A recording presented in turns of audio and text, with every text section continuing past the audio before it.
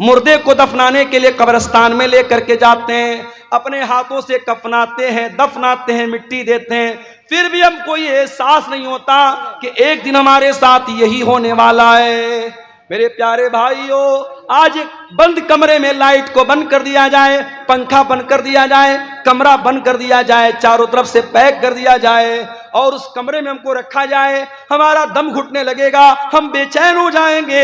ओ लोगों, जरा तसव्वुर करो, जरा गौर करो, कब्र के अंदर जब आप जाएंगे मेरे भाइयों, हम और आप जाएंगे, उस कब्र के अंदर हमें रखा जाएगा और मिट्टी डाल करके लोग चले जाएंगे। न वहां कोई लाइट होगी, न वहां कोई एसी होगा, न वहां कोई कूलर होगा, न वहां कोई पंखा होगा।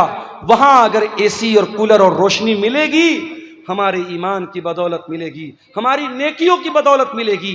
मेरे भाइयों, दुनिया में एसी बहुत लगवाया आपने, दुनिया में पंखा बहुत लगवाया आपने, दुनिया में लाइटिंग बहुत लगवाई आपने, कब्र में वो लाइटिंग कैसे मिलेगी? जरा इस पर भी गौर करो मेरे प्यारे साथियों। आज दिल की कठोरता का ये हाल है, दिल की सख्ती का ये हाल है कि कब्रिस्तान में मुर्दे को दफनाने के टाइम भी हमारी आंखों से ना आंसू बहता है, ना हमारे दिल पर कोई असर पड़ता है।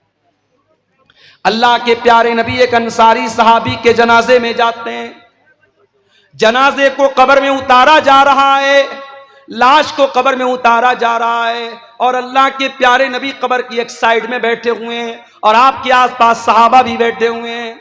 अचानक अल्लाह के नबी ने कब्र की तरफ देखा और कब्र में होने वाला जो अजाब है, कब्र में होने वाले जो हालात हैं, उनके बारे में सोच करके अल्लाह के नबी रोने लगे।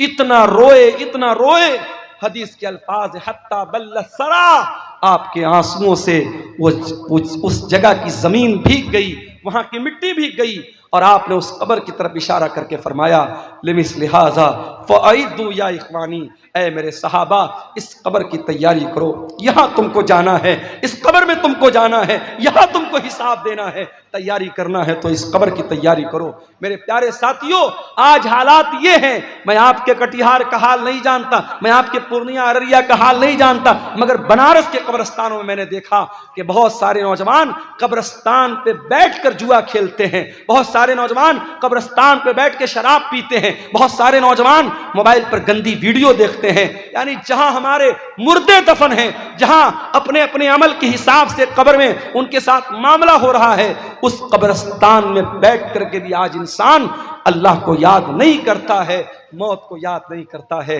अलम यानि लिल्लज़ीना आमनू अन तख्शा कुलूबुहुम लिज़िक्रिल्लाह, ऐ ईमान वालों, क्या अभी वो समय नहीं आया कि अल्लाह का कलाम सुन करके तुम्हारे दिल पिघल जाए? उस्मान गनी को देखो मेरे प्यारे साथियों, क्या हुआ? थोड़ा धीरे धीरे बात करें। उस्मान गनी कौन है? नबी के दामाद हैं, नबी के दोहरे दामाद हैं, नबी की दो बेटियां इनके निकाह में आई हैं। उस्मान गनी वो उस्मान है, हर मौके पर अल्लाह के दीन के लिए, मस्जिद के लिए, नबी के मदरसे के लिए, नबी के सहाबा को पानी पिलाने के लिए, इस्लाम की राह में लुटाने के लिए उस्मान गनी अपनी दौलत का मुंह खोल देते हैं। उस्मान गनी ने कभी अपने कदम को पीछे नहीं रखा। वो उस्मान गनी जिनका नाम लेकर के नबी ने कहा था, मा ज़र्रा उस्मान मा अमिल बादल यौम क़त्तो, उस्मान ने इतना अल्लाह की राह में दे दिया है, उस्मान का कोई गुनाह भी उसका कुछ बिगाड़ नहीं सकता है।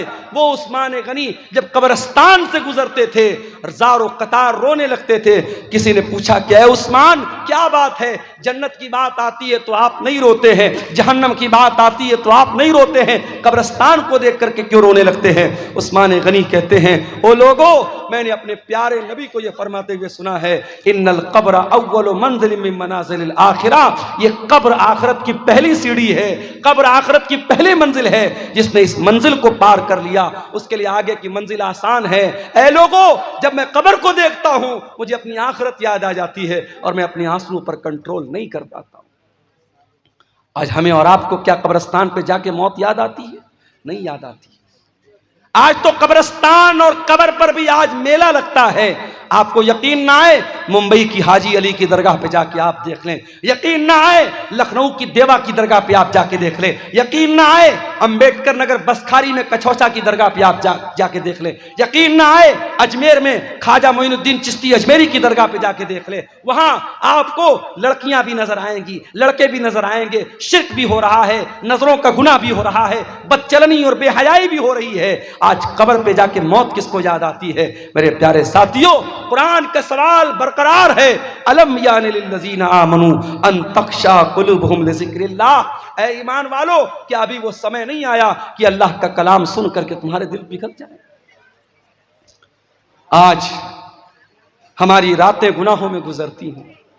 हमारे नबी रातों को रोया करते थे, तहज्जुद की नमाज में आप रोते थे, और एक दिन आप तहज्जुद की नमाज के लिए उठते हैं और फजर की अजान तक आप रोते रहते हैं। और जब हजरत बिलाल आकर के पूछते हैं, अरे अल्लाह के नबी आप इतना क्यों रोते हैं? तो अल्लाह के नबी कहते हैं कि अरे बिलाल, आज की रात मेरे ऊपर कुरान की ऐसी आयत उतरी है कि इस आयत पर जो गौर करे और जो इस आयत को पढ़े और गौर न करे, उसके लिए बर्बादी है। कौन सी आयत थी? सूरह आल इमरान की आयत थी, इन्न फी खल्क़िस समावाति वल अर्दि वख्तिलाफिल लैलि वन नहारी लआयातिल लिउलिल अलबाब। बेशक उन लोगों, जमीन व आसमान की तख्लीक के अंदर और रात और दिन के आने जाने के अंदर गौर करने वालों के लिए, अक्लमंद लोगों के लिए निशानियां हैं। इन तमाम कायनात के अंदर जो गौर करता है वो अक्लमंद है, और उस अक्लमंद इंसान की पहचान क्या है? वो अल्लाह को याद करता है। वो उठते बैठते लेटते जागते अल्लाह को याद करता है। इब्राहीम अलैहिस्सलाम दुआ करते हैं, वला तुखज़िनी यौम युबअतून। ऐ अल्लाह, तू मुझे कयामत के दिन जलील मत करना। ऐ अल्लाह, तू मुझे कयामत के दिन रुसवा मत करना। यौम ला यनफ़उ मालुन वला बनून, जिस दिन न माल काम आएगा न औलाद काम आएगी, इल्ला मन अतल्लाह बिक़ल्बिन सलीम। कयामत के दिन तो वही कामयाब होगा ऐ अल्लाह जो साफ सुथरा दिल लेकर के आए। तुम्हारे चेहरे कितने साफ सुथरे हैं, तुम्हारे बालों में कितनी खूबसूरती है, तुम्हारा शरीर कितना खूबसूरत है। अल्लाह ताला के ये मैटर नहीं करता है। हाँ, अल्लाह क्या ये मैटर करता है कि आपका दिल कितना साफ सुथरा है। कहीं ऐसा तो नहीं कि चेहरा तो बहुत अच्छा है, बॉडी तो बहुत मजबूत है, मगर दिल के अंदर गंदगी भरी है, दिल के अंदर लालच भरा है, दिल के अंदर खुदगर्जी भरी है, दिल के अंदर माल की मोहब्बत भरी है, दिल के अंदर दुनिया की मोहब्बत भरी है, दिल के अंदर शरारत भरी है। दिल साफ नहीं होगा मेरे भाइयों, हम अल्लाह के यहाँ कामयाब नहीं हो सकते। दिल पर मेहनत करो, दिल पर मेहनत करो। इसीलिए अल्लाह कुरान के पहले पारे में कहता है, यहूदियों का जिक्र करते हुए, जब यहूदियों ने अल्लाह ताला की बहुत नाफरमानी की, बहुत गुनाह किया, अल्लाह ने फरमाया, सुम्मा क़सत क़ुलूबुकुम मिन बादि ज़ालिका फ़हिय कल हिजारति औ अशद्दु क़स्वा। ऐ यहूदियों, तुम्हारे दिल पत्थरों से ज्यादा कठोर हो चुके हैं, पत्थरों से ज्यादा सख्त हो चुके हैं। व इन्न मिनल हिजारति लमा यतफज्जरु मिनहुल अन्हार। अरे पत्थर भी कुछ ऐसे होते हैं कि पत्थर के अंदर से नहरें बहती हैं। व इन्न मिनहा लमा यशक्ककु फयखरुजु मिनहुल मा। पत्थर तो कुछ ऐसे भी होते हैं कि पत्थर पर जब बार बार पानी की बूंदें पड़ती हैं तो पत्थर में सुराख हो जाता है और पत्थर से पानी रिस रिस करके बहने लगता है। ऐ यहूदियों, ऐ अहले किताब, तुमने इतना अल्लाह को नाराज किया है, इतने गलत काम किए हैं, इतने अल्लाह को नाराज करने वाले काम किए हैं कि तुम्हारे दिल तो पत्थरों से ज्यादा सख्त हो गए। कुरान ने तो यहूदियों के बारे में कहा था। माफ करना मेरे भाइयों, हमें और आपको इस आयत को अपने ऊपर भी आज अप्लाई करने की जरूरत है। कहीं ऐसा तो नहीं कि हमारे दिल भी पत्थरों से ज्यादा कठोर हो गए। वही कुरान, जो कुरान डाकू सुनता था तो सुधर जाता था, तौबा कर लेता था। एक डाकू था जिसका नाम था फुज़ैल इब्न अयाज। उसका काम था डाका डालना, लोगों के मकान में जाके चोरी करना, लोगों का माल हड़प लेना, लोगों का पैसा चोरी कर लेना। एक दिन रात का वक्त था, एक मकान की छत पे जाके कूदता है। रात का सन्नाटा है, फुज़ैल इब्न अयाज़ डाका डालने के लिए, चोरी करने के लिए गया है। एक मकान की छत में कूदता है। दूर से कोई अल्लाह का बंदा अपने घर में बैठ के कुरान की तिलावत कर रहा है। उसकी तिलावत की आवाज फुज़ैल इब्न अयाज़ के कानों में पड़ती है और इत्तेफाक से वो इंसान कुरान की यही आयत पढ़ रहा है, अलम यअनि लिल्लज़ीना आमनू अन तख्शा कुलूबुहुम लिज़िक्रिल्लाह। ऐ ईमान वालो, क्या अभी वो समय नहीं आया कि अल्लाह का कलाम सुन करके तुम्हारे दिल पिघल जाएं, तुम्हारे दिल कांप जाएं, तुम्हारे दिल नरम पड़ जाएं। जब ये आयत हजरत फुज़ैल इब्न अयाज़ के कान में पड़ी, कहा अल्लाह, मैं तेरा इतना गुनहगार बंदा हूं। कोई रात में बैठ के कुरान की तिलावत कर रहा है, कोई कुरान पढ़ रहा है और मैं बैठ के लोगों का माल चोरी कर रहा हूं, मैं डाका डाल रहा हूं। अय अल्लाह, मैं तौबा करता हूं तेरी बारगाह में। वो टाइम आ गया है अल्लाह, जिस टाइम के बारे में तू पूछ रहा है कि वो समय कब आएगा, वो समय आ चुका है। फुज़ैल इब्न अयाज़ ने सच्ची तौबा की, वहां से निकले। एक जगह अंधेरा था, बारिश का मौसम था, लोग एक जगह रुके हुए थे एक मकान में और आपस में बातें कर रहे थे। रात बहुत हो गई है, अब हमें यहीं रुक जाना चाहिए। किसी ने कहा नहीं, यहां रुको मत, हमें चलना चाहिए। क्या पता फुज़ैल इब्न अयाज़ नाम का डाकू कहीं छुपा हो और हमें पकड़ करके हमें लूट ले, मार ले, इससे पहले कि हमारा माल चोरी हो जाए, हमें यहां से निकल जाना चाहिए। फुज़ैल इब्न अयाज़ ने आसमान की तरफ देखा, कहा अल्लाह, तेरे बंदे आज मुझसे डरते हैं। उन्हें डर है फुज़ैल इब्न अयाज़ ना आ जाए, मेरा माल चोरी ना हो जाए, मेरे माल पे डाका ना पड़ जाए। अय अल्लाह, आज तेरा बंदा तुझसे सच्ची तौबा करता है और तुझसे वादा करता है, जब तक जिंदा रहेगा तेरे घर को नहीं छोड़ेगा, अपनी सारी जिंदगी तेरे घर के लिए कुर्बान कर देगा, तेरी मस्जिद के लिए कुर्बान कर देगा। फुज़ैल इब्न अयाज़ तौबा करते हैं और वहां से वो मक्का आते हैं और सारी जिंदगी अपने आप को खाने काबा के साथ जोड़ लेते हैं और इतने बड़े आलिम बन जाते हैं, इतने बड़े इमाम बन जाते हैं कि उनको अपने दौर का सबसे बड़ा आलिम माना जाता है और सबसे बड़े बड़े जाहिद और आबिद लोगों में उनका शुमार होता है। कुरान तो वही है मेरे भाई, कुरान वही है, कुरान की आयतें वही हैं। एक डाकू ने सुना और तौबा कर ली और हम और आप उस कुरान को सुनते हैं और हमारे दिल पर कोई असर क्यों नहीं होता? कुरान जवाब दे रहा है, सुम्मा क़सत क़ुलूबुकुम मिन बादि ज़ालिका, तुम्हारे दिल पत्थरों से भी ज्यादा कठोर हो चुके। इत्तेफाक से रमजान के लास्ट में उम्रा करने का मौका मिला, अल्लाह के फजल करम से, उसकी तौफीक से। अब उम्रा करने भी जो लोग जाते हैं, अल्लाह माफ करे, अल्लाह रहम करे, उम्रा की बरकत भी धीरे धीरे खत्म हो रही है। वहां भी साहब तवाफ हो रहा है, साथ में सेल्फी ली जा रही है। अब बॉलीवुड की बड़ी बड़ी हीरोइनें साहब सारी जिंदगी वो नंगापन करती रही, नाचती रही, गाती रही। अब वो अपने गुनाहों को धोने के लिए क्या कर रही, उम्रा करने जा रही हैं। उम्रा करने गई, अब वहां क्या है साहब, फोटो शूट हो रहा है। मदीना के अंदर पहुंची तो जो बड़ी बड़ी छतरी लगी है मस्जिद नबवी के अंदर, उसके नीचे, मैं बॉलीवुड की हीरोइन है नाम नहीं लूंगा वरना चैनल वाले भी फटफट से थंबनेल डाल देंगे, वो बेचारी जाके वहां फोटो शूट कर रही है और आकर के फिर अपना फिल्में बनाने लगी। फिर वो सारे काम जो फिल्मी दुनिया के हो रहे थे वो होने लगे। अब धीरे धीरे उम्रा और हज की रूहानियत भी मेरे भाइयों खत्म हो रही है।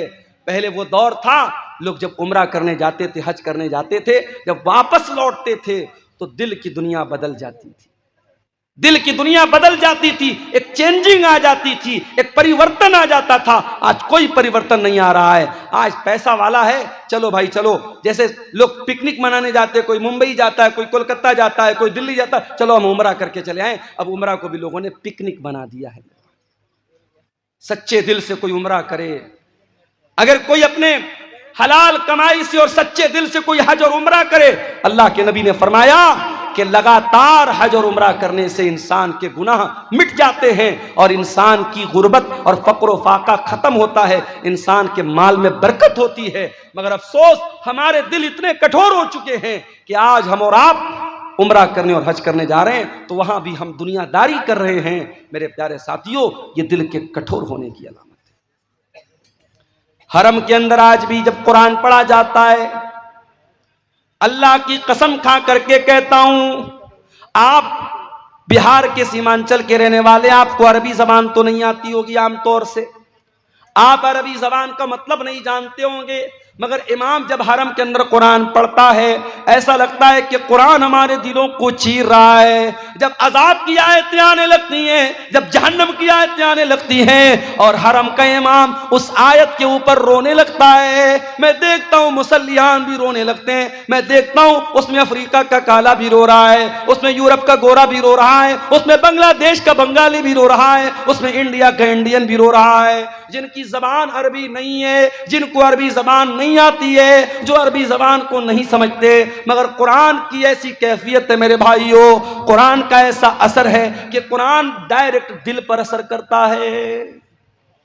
इसलिए मैं अक्सर अपने नौजवानों से कहता हूं कि क्या म्यूजिक के चक्कर में पड़े हो, कार चला रहे हो म्यूजिक बजा रहे हो। अभी मेरा एक प्रोग्राम था दरभंगा में, अब ड्राइवर बेचारा गैर मुस्लिम था, रात का टाइम था, मुझे जल्दी निकलना भी था, सुबह क्लास भी करनी थी।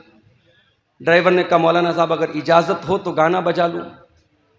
मैंने कहा भाई तो बड़ा गड़बड़ मामला है यार, अब तो मुझसे गाना बजाने की इजाज़त मांग रहे हो। मैंने कहा देखिए रात का समय है, आपको भी नींद लग रही, तकरीर करके आप थके हारे हैं, और मैं अगर कुछ बजाऊंगा नहीं तो मुझे भी नींद आने लगेगी, फिर एक्सीडेंट हो सकता है। मैंने कहा अच्छा चलो ठीक है, तुम गाना बजाना चाहते हो बजा लो, हल्की आवाज़ में बजाओ, मैं पीछे लेट जाता हूं, सो जाता हूं।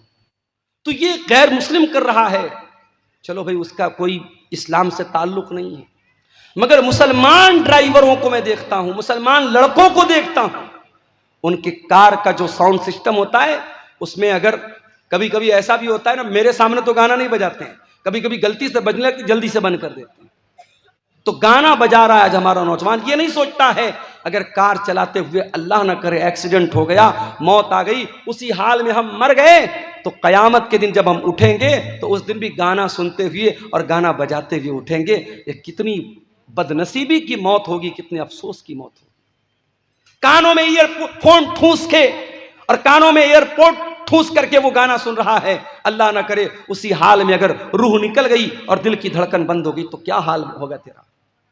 इसलिए कि अल्लाह के नबी फरमाते हैं इन्नल अब्द युबास वाला मा मात अलैहि, बंदा जिस हाल में मरेगा उसी हाल में कयामत के दिन उठाया जाएगा। जो कुरान पढ़ते हुए मरेगा वो कुरान पढ़ते हुए उठाया जाएगा, जो गाना सुनते हुए मरेगा वो गाना सुनते हुए उठाया जाएगा, जो गंदी वीडियो देखते हुए मरेगा वो गंदी वीडियो देखते हुए उठेगा, जो ज़िना करते हुए मरेगा वो ज़िना करते हुए उठेगा, जो शराब पीते हुए मरेगा वो शराब पीते हुए उठेगा, जो हलाल काम करते हुए मरेगा वो हलाल काम करते हुए उठेगा।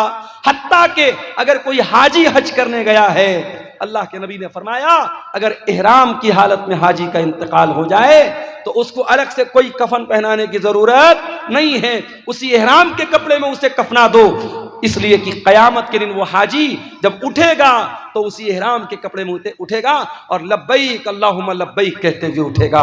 मेरे साथियों, अगर आपको गाना और म्यूजिक से प्यार और मोहब्बत है और आपके दिल को गाने की आवाज से सुकून मिलता है, म्यूजिक से सुकून मिलता है, तो ये इस बात की पहचान है कि दिल के अंदर ईमान बहुत कमजोर हो चुका है, दिल मुर्दा हो रहा है। इसलिए कि कुरान कहता है अला बिज़िक्रिल्लाहि तत्मइन्नुल कुलूब, ईमान वालों के दिल को तो अल्लाह के जिक्र से सुकून मिलता है, ईमान वालों के दिलों को तो कुरान से सुकून मिलता है।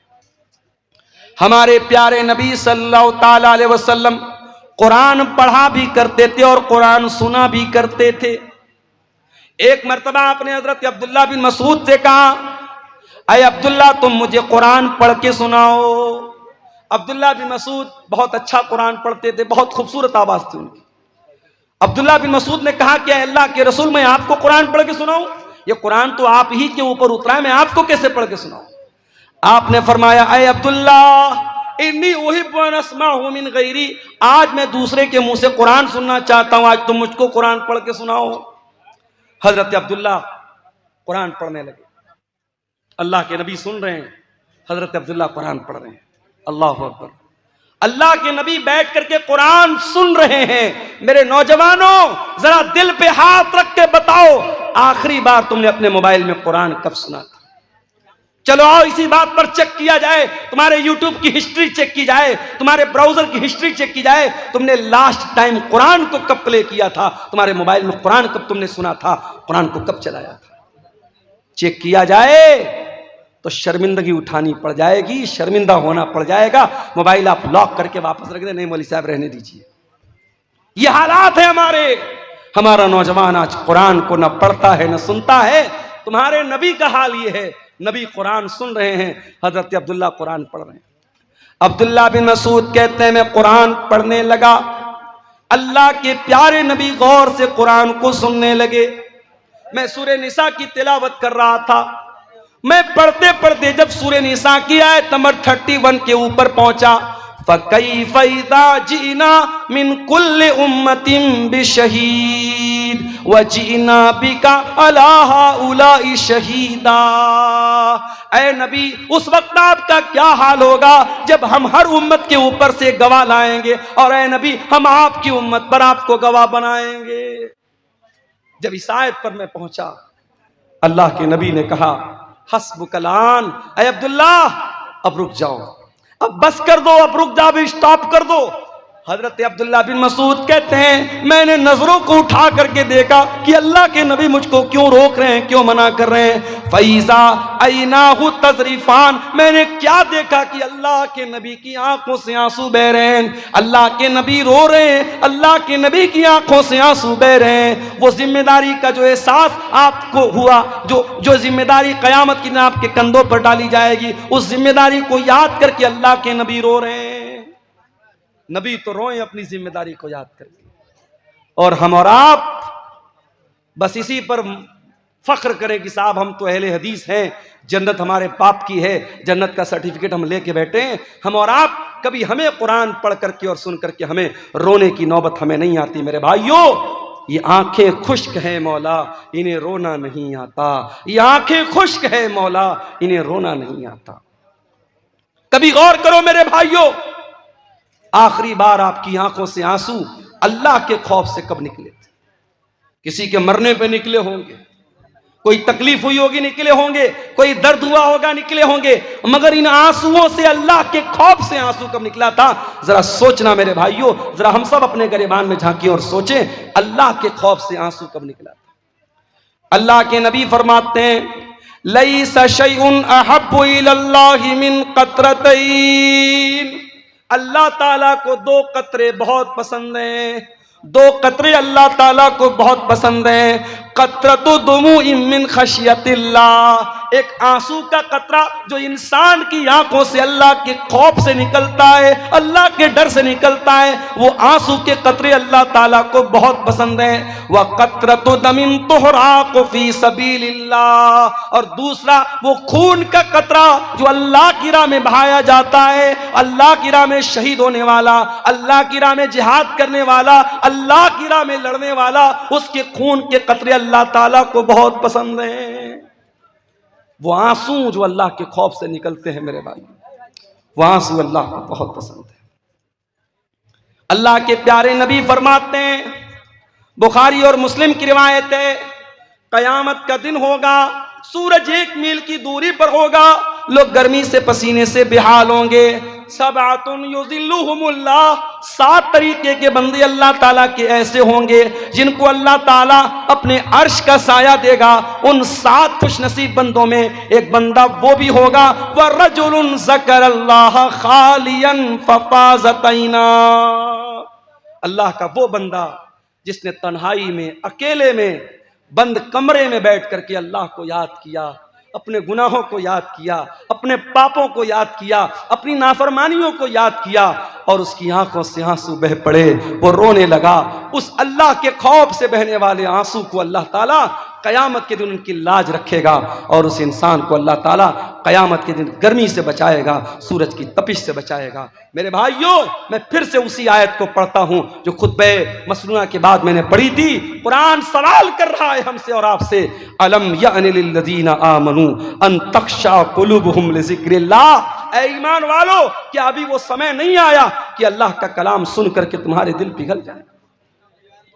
मेरे प्यारे नौजवान साथियों, तुमसे भी एक बात कहनी है, नौजवानी बड़ी खतरनाक उम्र होती है।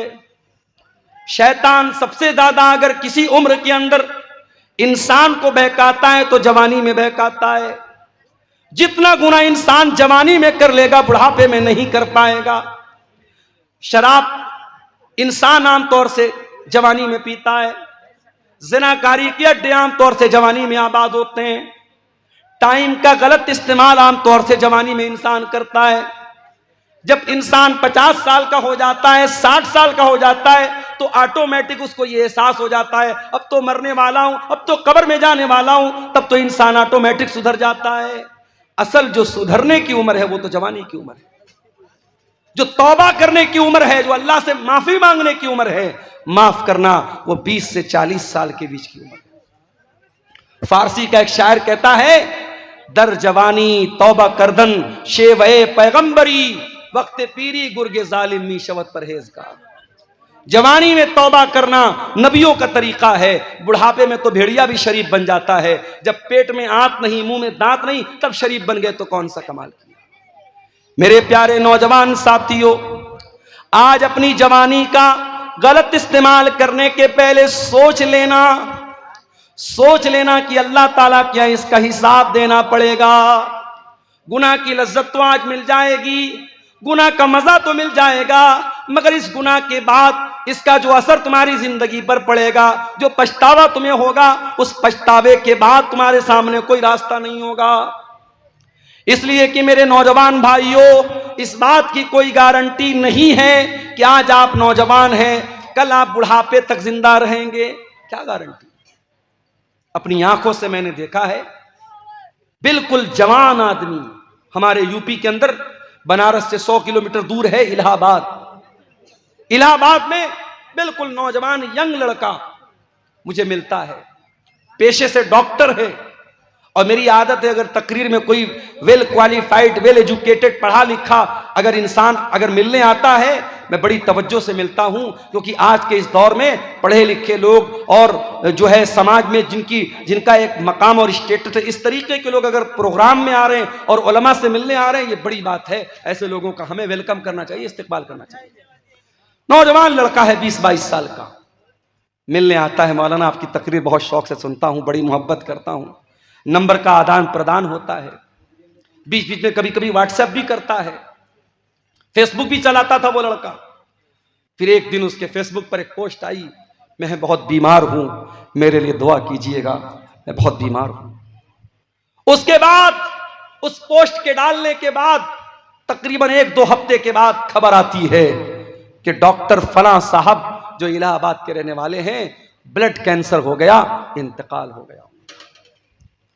1 साल पहले जब वो लड़का मिला था मुझे, उसकी बॉडी को देख करके मैं सोच भी नहीं सकता था कि 1 साल बाद इसके मरने की खबर आएगी। हम नहीं जानते मेरे भाइयों, हमारी मौत का क्या बहाना बनेगा।